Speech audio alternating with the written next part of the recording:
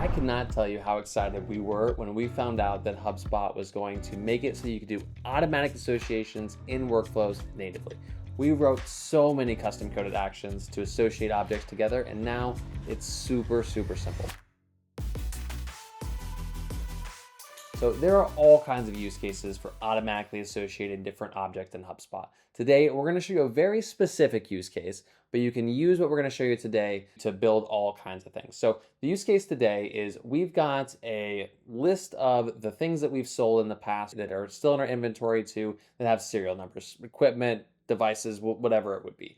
And we get support request forms, and people put the serial number when they ask for support. So this is the serial number of my device, and that way our team can go back and look at the warranty information for that, how many tickets have been submitted for that piece of equipment in the past, when it was created, maybe information about specs and things like that, all right at their fingertips just by having that person enter the serial number. So today we're going to automatically associate those tickets to those inventory items, and we're just going to call it the test object today just to make it nice and simple. So let's dive in and see how it's done. All right, a few things we're going to need. So first, you're going to need an object to store that in those inventory items, those devices. Like I mentioned, we've got an object just called tests. You can use custom objects if you've got an enterprise plan or higher, but if you don't, you can actually hijack one of HubSpot's new objects. So they've got the objects for courses, listings, appointments, and services. You don't need one of those objects. You can turn one on, you can rename it now, and kind of hijack it for this purpose. But we've got that tests object, and we're going to need a property on that tests object. So in this case, serial numbers. So I'll show you here what that looks like. That's just a very simple single line text property on that test object. We're also going to need to store serial numbers on tickets. So if we jump back over to ticket properties, you'll see we've got a serial number property on our tickets as well. And then you need a way to get that serial number onto your tickets. So in our case, we've got a support form where customers enter the serial number for the device they're requesting support for. So we've got everything we need. Now we can go ahead and create our automation. So we're going to jump over to workflows here.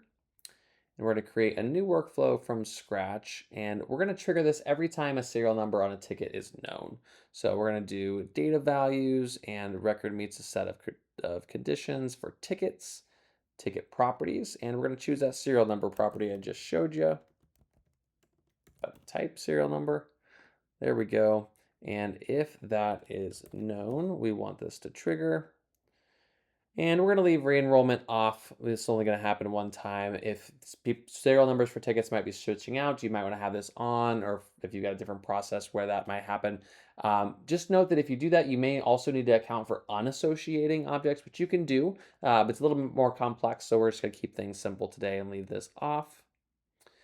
And now we're going to create associations. I will say if you are setting up your inventory object as part of this process, do make sure that you have your association settings set up so that you can have associations between the objects that you want to associate. So we have an association schema set up so that tickets and tests can be associated together.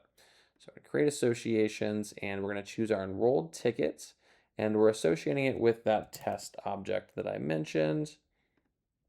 And we don't have any labels that we're going to use. It's a very simple use case, but if you have labels, you can also apply labels there, but we're just going to leave this as unchecked. And we want to create an association based on matching property values, and we're going to pick the serial number. In our case, it's called the same on both objects, but if not, make sure you get the order right. The first one here is the object enrolled in the workflow, so the ticket in our case. And the second one is the object we're associating to, so the test in our case. We'll hit save. And now we've already got this set up to automatically create those associations.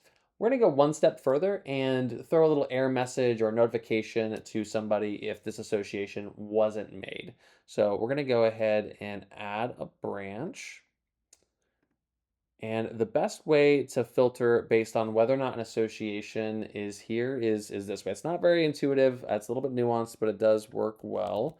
So association made is what we'll call this first branch. I will say there is one little thing about the way that I'm doing this here.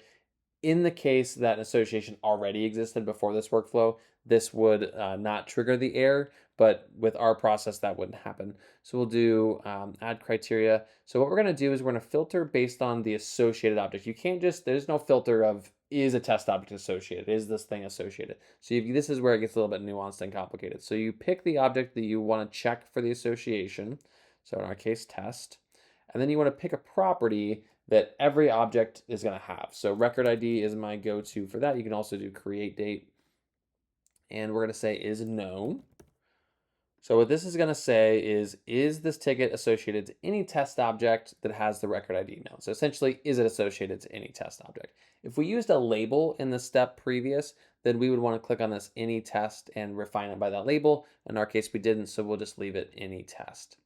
And then this none met will be no association. We can save this out. So if the association was made, we can probably just have the workflow be done. This is what we wanted it to do. But if there was an association, this is where we might want to alert the ticket owner. So we might want to create a task or send an internal notification. So we'll do an internal, we'll do in-app notification, and we will do it based on this existing ticket owner. And we'll say no item with provided serial number. And so this might be, we'll just put in some sample copy here.